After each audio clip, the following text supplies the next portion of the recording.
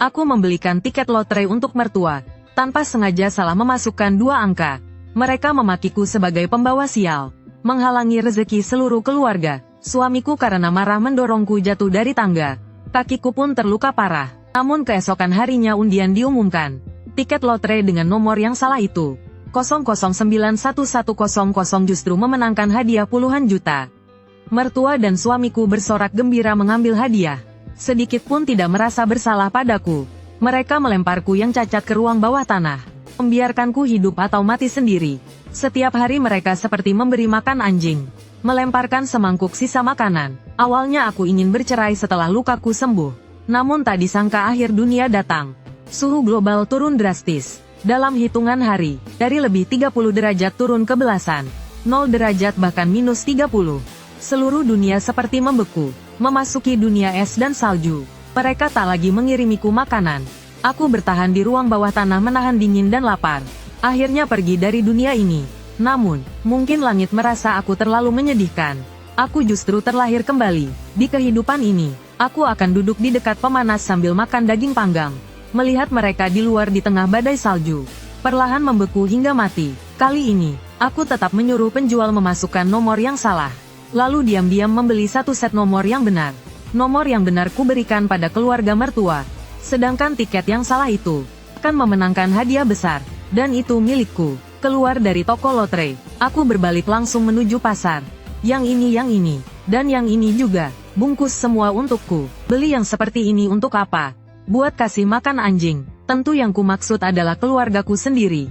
Mertua yang baik hati. Kurang dari 7 hari lagi dunia akan membeku. Saat itu cuaca akan sangat dingin. Harga barang melonjak. 1 kubis saja harganya 2.000. Punya uang pun belum tentu bisa membeli. Aku memang ingin memutus sumber makanan mereka lebih awal. Biar setelah pembekuan tiba, mereka lihat bagaimana masih bisa bersikap sombong. Pulang ke rumah, ayah mertua di ruang kerja meneliti nomor lotre berikutnya. Suamiku duduk di sofa bermain ponsel, mengobrol dengan perempuan lain. Ibu mertua sibuk memainkan perhiasan emas dan peraknya. Dia selalu merasa uang akan terdepresiasi. Perhiasan inilah yang paling bisa diandalkan. Namun dia tidak tahu, saat akhir dunia tiba, hanya makanan yang paling berharga. Ayah, lotre yang kamu mau sudah dibelikan. 96 ya, barang merugi kamu memang cuma berguna segitu. Bodoh sekali beli daun sayur busuk begini buat apa? Tidak tahan 2 hari saja sudah rusak. Aku menjelaskan dengan suara pelan. Hari ini pasar sedang diskon. Sayur-sayur ini sangat murah. Setengahnya bahkan gratis. Melongo apa? Cepat pungut dan masak. Dalam hati aku ingin sekali menaruh racun di makanan. Membiarkan mereka mati begitu saja. Tapi aku harus menahannya. Karena mati begitu saja, terlalu murah bagi mereka. Orang jahat seperti ini, harus disiksa perlahan. Baru bisa membuat mereka benar-benar menyesal. Keesokan harinya, benar saja, tiket lotre yang kusembunyikan memenangkan 25 juta. Setelah pajak tersisa tepat 20 juta. Sedangkan tiket lotre ayah mertua tidak menang. Dia marah besar dan mengamuk di rumah. Semua jadi serba salah di matanya. Sial, benar-benar sial. Aku beralasan keluar untuk beli sayur, lalu diam-diam berbelok ke pusat lotre kota. Untuk menghindari kecurigaan, aku sudah menyiapkan penyamaran. Setelah diverifikasi berulang kali oleh petugas, hadiah 20 juta setelah pajak akhirnya masuk. Begitu uang diterima, aku tidak ragu sedikit pun. Langsung menyumbangkan 2 juta. Uang ini bukan karena kebaikan hati, melainkan asuransi. Dengan begitu bisa menghindari sorotan publik, sekaligus mengurangi masalah di kemudian hari. Sisa uangnya, langsung kubagi menjadi 2 bagian. Sebagian untuk menimbun besar-besaran bahan persediaan. Sebagian lagi langsung untuk rencana renovasi. Aku harus dalam waktu sesingkat mungkin membangun tempat aman akhir zaman yang sesungguhnya. Itu akan menjadi tempat perlindunganku yang terakhir. Sekaligus satu-satunya jalan hidup. Lokasi tempat aman. Kupilih sebuah ruang bawah tanah yang sangat tersembunyi di pinggiran kota. Tempat ini jauh dari kota. Jarang penduduk. Tidak mudah diperhatikan. Ruang bawah tanah seluas 200 meter persegi penuh. Tidak hanya bisa menyimpan banyak persediaan, juga bisa direnovasi tertutup sepenuhnya. Saat ini tersisa 5 hari sebelum pembekuan global. 5 hari pemerintah belum mengumumkan kebenaran. Namun aku sudah menguasai informasi internal. Sebuah planet asing akan melintas tata surya. Tepat berada di antara matahari dan bumi. Ia akan menjadi penghalang raksasa. Memutus transmisi cahaya dan panas. bumi akan segera memasuki kondisi sangat dingin. Suhu turun drastis seperti tebing. Hasil akhirnya hanya satu pembekuan global. Dan kondisi ekstrim ini akan berlangsung setidaknya 3 bulan. Aku menghubungi perusahaan renovasi material keamanan. Aku ingin mengubah ruang bawah tanah ini menjadi gudang. Material harus menggunakan yang terbaik. Anti lembab dan anti air adalah dasar. Juga harus mampu menjaga suhu stabil. Selain itu dinding serta pintu jendela harus tahan api dan anti maling. Mencapai standar tahan peluru dan ledakan. Sistem ventilasi sanitasi dan pemanas juga harus diganti dengan yang baru. Harus stabil dan andal. Manajer perusahaan renovasi merasa sangat aneh. Katanya butuh waktu untuk mengerahkan sumber daya. Namun saat aku melempar 2 juta uang tunai ke depan mereka, "Kakak kamu kaya, kenapa tidak bilang dari awal? Hal kecil begini apa artinya? Jangankan membuat satu rumah kaca industri kelas atas. Kamu mau bikin rumah luar angkasa juga tidak masalah. Sumber daya akan kukumpulkan semalaman. Jika kalian bisa menyelesaikannya lebih awal dengan syarat kerahasiaan, aku bukan hanya akan membayar sisa 100.000 setiap hari lebih cepat, aku akan menambah 100.000 lagi." Bos melihat uang sebanyak itu. Matanya langsung silau oleh uang. Semua orang berhenti dulu. Tinggalkan pekerjaan yang sedang dikerjakan. Semua ikut aku ke lokasi pembangunan. Tidak perlu beres-beres barang. Cepat berangkat. Siap. Cepat-cepat. Kekuatan uang memang tak terkalahkan. Didorong oleh kekuatan uang, pekerjaan renovasi yang seharusnya butuh 3 hari, justru selesai dengan lancar dalam 2 hari. Aku menatap rumah yang kokoh seperti benteng ini. Hatiku dipenuhi perasaan haru. Di dalam ada beberapa unit AC dan kulkas, tungku pemanas dan sistem ventilasi. Bahkan ada belasan generator senyap. Aku sangat puas dengan ini. Aku tanpa ragu membayar sisa biaya dan bonus. Setelah mengatur pekerjaan perusahaan keamanan, aku pergi ke pasar grosir. Aku akan membuka supermarket makanan di komplek. Butuh menimbun banyak persediaan, terutama makanan yang tahan disimpan. Semua jenis dalam daftar harus ada. Jumlahnya pakai standar tertinggi. Tenang saja, serahkan urusan ini padaku. Xiao Liu cepat hitung stok. Lao Zhang hubungi pabrik untuk pasokan.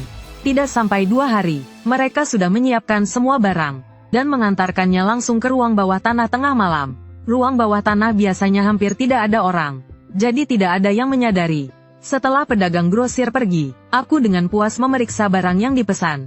Tidak ada yang kurang. Sayuran segar, kandungan air masih terjaga, daging lengkap, kualitasnya juga layak, kulkas beroperasi normal. Aku menghitungnya, ada ratusan kati beras, tepung, minyak dan bahan pokok, ratusan kati sayuran, ratusan kati daging. Di dalam ruangan ada kulkas. Saat pembekuan akhir dunia datang, tidak perlu khawatir soal pembekuan sama sekali. Mempertimbangkan masalah pemanasan setelah pembekuan, aku juga menyiapkan belasan set pakaian pelindung tingkat luar angkasa dan jaket bulu yang mampu menahan dingin ekstrim -100 derajat. Di dunia ini tidak perlu khawatir soal air. Namun aku tetap menyimpan setengah ruangan air murni, serta alat pemurni air. Selain itu, aku juga membeli beberapa makanan beku cepat saji, dan nasi serta hotpot pemanas sendiri. Semakin dingin di musim dingin, semakin baik makan makanan hangat. Persediaan yang kusiapkan jangan bilang 3 bulan, bahkan setahun lebih pun tidak akan habis. Sambil diam-diam membangun tempat amanku, aku juga harus menghadapi keluarga mertua. Hari ketiga, suhu tiba-tiba turun dari lebih 30 derajat ke belasan. Musim panas berubah menjadi musim gugur. Awalnya semua orang tidak terlalu peduli. Namun pada hari keempat, siang hari tiba-tiba menjadi gelap. Langit bahkan mulai turun salju ringan. Suhu hampir mencapai 0 derajat. Badan meteorologi sementara tidak menemukan penyebabnya. Kemudian harga barang melonjak tajam. Setiap kali pergi membeli sayur, aku sengaja pulang dengan tangan kosong, atau sekadar membeli acar dan roti kukus. Setiap kali mertua mempertanyakan kenapa membeli barang jelek ini, aku selalu langsung memasang wajah penuh keluhan. Sekarang suhu tiba-tiba turun. Harga barang naik parah. Sekarang beli 1 kubis saja sudah naik jadi 100. 100 cukup buat beli beberapa tiket lotre. Kalau semua dipakai beli sayur, rugi banget. Iya betul. Beli kubis sekali makan langsung habis. Tapi beli tiket lotre, siapa tahu bisa balik menang besar. Ayah mertua mentransfer 100 lagi. Menyuruhku besok beli beberapa tiket lagi. Aku menerimanya dengan senang. Siapa tahu kali ini kena. Balik nasib cuma mengandalkan ini. Ibu mertua dan suami meski tidak puas, namun tidak bisa berbuat apa-apa. Mereka hanya bisa mengeluarkan bahan pangan lama yang kusimpan. Makan acar dan minum bubur encer. Aduh, Bagaimanapun keuangan rumah dipegang ayah mertua. Benar saja, 2 hari kemudian, kulkas yang tadinya penuh kini tinggal setengah. Sampai malam itu, suhu turun drastis, langsung jatuh ke minus 50 derajat. Air hujan membeku, seluruh kota membeku, jalanan dipenuhi suasana panik. Orang-orang berebut membeli persediaan. Harga makanan, pakaian dan kebutuhan pokok melonjak tajam. Dulu 500 cuma 50 sen. Mau beli atau tidak, 2 hari lagi naik lagi. Tapi kalau tidak beli, takutnya malah mati kelaparan. Di musim dingin yang membeku ini, komunitas lebih awal menyalakan pemanas. Namun biaya pemanas sangat mahal. Tabungan keluarga sama sekali tidak cukup. Dulu hanya perlu beberapa ribu. Sekarang malah perlu puluhan ribu. Kalau tidak menyalakan pemanas tinggal menunggu mati beku. Tak ada pilihan lain. Ibu mertua terpaksa menjual semua perhiasannya untuk membayar biaya pemanas. Hatinya terasa sangat sakit. Namun setelah suhu turun masih banyak pengeluaran besar lainnya. Ibu mertua dan suami dengan cemas meminta ayah mertua menyediakan makanan. Akhirnya ayah mertua hanya bisa menyetujuinya. Karena aku keluar untuk membelikan ayah mertua tiket lotre, maka urusan beli sayur hanya bisa diserahkan pada ibu mertua. Namun ayah mertua khawatir ibu mertua boros. Jadi dia memutuskan menemani langsung. Namun saat mereka sampai di jalan, pemandangan di depan membuat mereka tertegun. Wortel yang biasanya tak laku, ternyata dijual 1001 batang. Sama sekali tidak mencukupi permintaan. Sedangkan ayah mertua hanya membawa 500 uang tunai. Dia awalnya mengira bisa membeli banyak barang. Hasilnya uang itu sama sekali tidak cukup. Saat keduanya bersiap naik kembali untuk mengambil lebih banyak uang, aku tiba-tiba muncul dari sudut jalan. Ayah, ibu mertua kalian mau kemana?